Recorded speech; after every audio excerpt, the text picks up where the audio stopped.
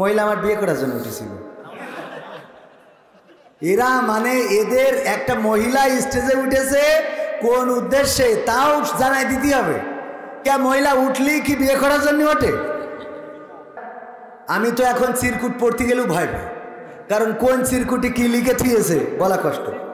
হ্যাঁ, দেখে দিচ্ছেন? যাক আলহামদুলিল্লাহ। হুজুর, আমরা এক ওয়াজের ভিডিওতে দেখলাম আপনার মাহফিলে একজন মহিলা স্টেজে উঠেছেন, আসল ঘটনাটা কি জানতে চাই।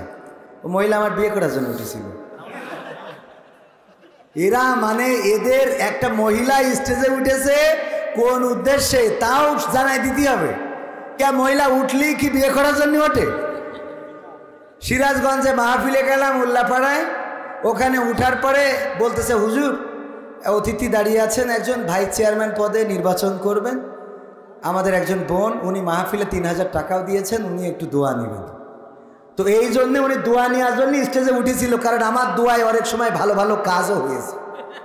এই যে আপনাদের পানপুরি আছে না এখানে, রিপন পানপুরি, ওর দোয়া করে দিয়েছিলাম বিয়ের জন্যে, আল্লাহ তার বিয়ের ব্যবস্থা করে দিয়েছে। অবশ্যই 2 মাস পরে বিয়ে ভেঙে গেছে, কিন্তু বিয়ে তো হয়েছে, একদম যে কাজ হয়নি তা তো না।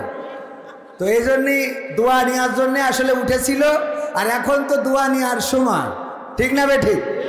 নির্বাচনের গরম হাওয়া লেগেছে লেগেছে, নির্বাচনের গরম হাওয়া লেগেছে, শার্টকোট সব রেখে ঘরে পাঞ্জাবি আর টুপি পরে ভোটের তরে রাস্তায় কেউ নেমেছে নেমেছে, নির্বাচনের গরম হাওয়া লেগেছে।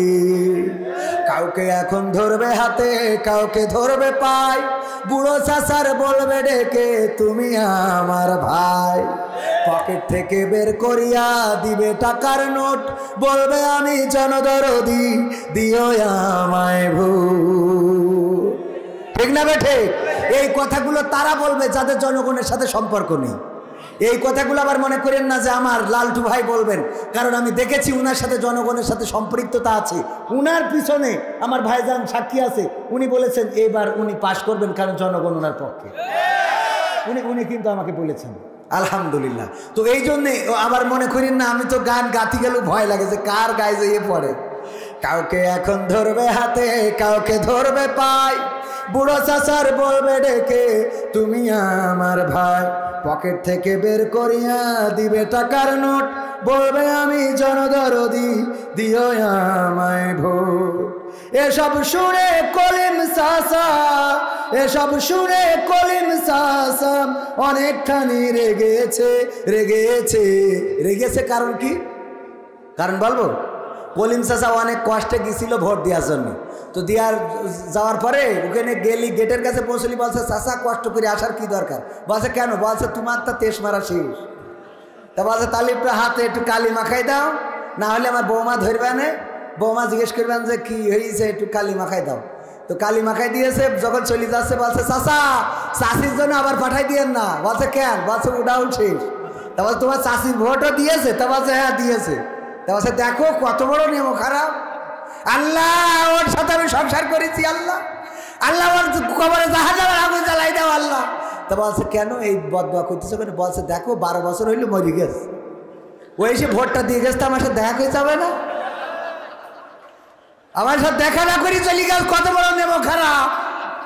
তো এই জন্যই ওই চাচা কি করি কে জন্য খেপে বোঝা গেছে। তো নির্বাচনের গরম হাওয়া লেগেছে, পড়বে নামাজ উজু ছাড়া কেমন ইমানদার, জানে না কোনটা কিসের নামাজ কোনটা জানাজা, দিবে সালাম পথে ঘাটে দেখলে কোন লোক, মুসলিম কিংবা হিন্দু বৌদ্ধ খ্রিস্টান হয় হোক, বসন্তেরই কোকিল ওরা, বসন্তেরই কোকিল ওরা এমন সাজে সেজেছে সেজেছে, নির্বাচনের গরম হাওয়া লেগেছে লেগেছে, নির্বাচনের গরম হাওয়া লেগেছে, করবে নেতা জনসভা বলবে কত কথা, পাশ করিয়া মুছে দেবে গরিব দুঃখীর ব্যথা, পাক্কা রাস্তা করে দেবে পিছেরও ঢালাই, ঘরে ঘরে বিদ্যুৎ দেবে লোডশেডিং নাই, এমন অনেক কথা বলার মতো নেতা আছে না নাই, তারপরে পাশ করার পরে আর খুঁজে পাওয়া যায়, এমন নেতা আমরা চাই না, এমন নেতা আমরা চাইবো যেই নেতা ভোটের আগেও থাকবে, ভোটের পরেও থাকবে, পাশ করলেও থাকবে, ফেল করলেও থাকবে, জনগণের সাথে থাকবে, জনগণের পাশে থাকবে, সে যে দলের হোক না কেন। প্রকৃত অর্থের এমন নেতাদের আমরা চাই না। সেই নেতা হিসাবে আমাদের শ্রদ্ধাভাজন জনাব মফিজুর, জনাব আলতাফ হোসেন লালটু ভাইকে আল্লাহ কবুল করে নিন, বলেন আমিন। এবার লালটু ভাইয়ের কাছে একটা চাওয়া পাওয়া রাখবো, আমি রাখবো। আমি চাই বাংলাদেশে কাঁদবে না আর কেউ তো দুঃখে, আমি চাই প্রতিটা মানুষ মিলে মিশে থাকবে সুখে। আমার বিশ্বাস এই চাওয়াটা আমার ভাইজানেরও চাওয়া, ঠিক না বে ঠিক? বলবো আমি চাই বাংলাদেশে কাঁদবে না আর কেউ তো দুঃখে, আমি চাই প্রতিটা মানুষ মিলে মিশে থাকবে সুখে। আমি চাই ভিক্ষুক হয়ে ঘুরবে না কেউ কারো দ্বারে, আমি চাই কাটবে না রাত কখনো কারো অনাহারে। আমি চাই ভিক্ষুক হয়ে ঘুরবে না কেউ কারো দ্বারে, আমি চাই কাটবে না রাত কখনো কারো অনাহারে। আমি চাই মাজলুমেরা ফেলবে না আর চোখের পানি, আমি চাই কোটের দ্বারে কাঁদবে না বিচারের বাণী। আমি চাই মাজলুমেরা ফেলবে না আর চোখের পানি, আমি চাই কোটের দ্বারে কাঁদবে না বিচারের বাণী। আমি চাই বাংলাদেশে কাঁদবে না আর কেউ তো দুঃখে, আমি চাই প্রতিটা মানুষ মিলে মিশে থাকবে সুখী। আমি চাই ধর্ষিতা বোন কাঁদবে না আর অন্ধকারে, আমি চাই ধর্ষকেরা ভালো হবে তওবা করে। আমি চাই ধর্ষিতা বোন কাঁদবে না আর অন্ধকারে, আমি চাই ধর্ষকেরা ভালো হবে তওবা করে। আমি চাই অধিকার নিয়ে খেলবে না কেউ চিনিমিনি, আমি চাই বুঝবে সবাই থাকবে না কেউ চিরদিনই। আমি চাই অধিকার নিয়ে খেলবে না কেউ চিনিমিনি, আমি চাই বুঝবে সবাই থাকবে না কেউ চিরদিনই। আমি চাই বাংলাদেশে কাঁদবে না আর কেউ তো দুঃখে, আমি চাই প্রতিটা মানুষ মিলে মিশে থাকবে সুখী। আমি চাই সাংবাদিকে সত্য কথা লিখুক সবে, আমি চাই চ্যানেলগুলো সত্য প্রচার করুক ভাবে। আমি চাই সাংবাদিকে সত্য কথা লিখুক সবে, আমি চাই চ্যানেলগুলো সত্য প্রচার করুক ভাবে। আমি চাই দাদার দেশের চ্যানেলগুলো বন্ধ হবে। মা বোনেরা একটু রাগ করবে, ঠিক না বে ঠিক? বলবে এই হুজুর আমরা এসব দেখি আর মাহফিলে যাই টাকা দান করি, তা ঠিক আছে না? মাহফিলে কম না বেশি? মাহফিলেও বেশি, বাজারেও বেশি, হাটে বেশি, এখন ইদানিং মাঠেও যাচ্ছে আর মোটরসাইকেল চালানো তো শুরু করেছে, ঠিক না বে ঠিক? আমি বলি আমাদের অধিকার দিন দিন ক্ষুণ্ণ হয়ে যাচ্ছে, শেষ হয়ে যাচ্ছে। সেটা কেমন? আগে আমরা যে শার্ট প্যান্ট পরতাম, শার্ট প্যান্টের আগের থেকে যদি বলি, মা বোনেরা, আমার চেয়ারম্যান সাহেব সাক্ষী, আগে মা বোনেরা যখন রাস্তায় চলতো কোনো পুরুষ মানুষ আসলে ঘুমটা দিয়ে এক পাশে ঘুরে দাঁড়াইতো, ঠিক না বে ঠিক?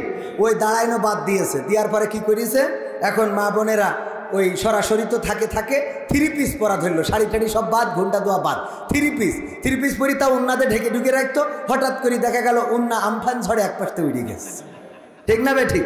গলায় প্যাঁচ দিয়ে এক পাশে থাকে, এক পাশে নাই। এরপরে হঠাৎ করে সুনামি আসলো, সুনামিতে ডাইরেক্ট উন্নাটাই চলে গেল, আর কোনো পাশেও নাই।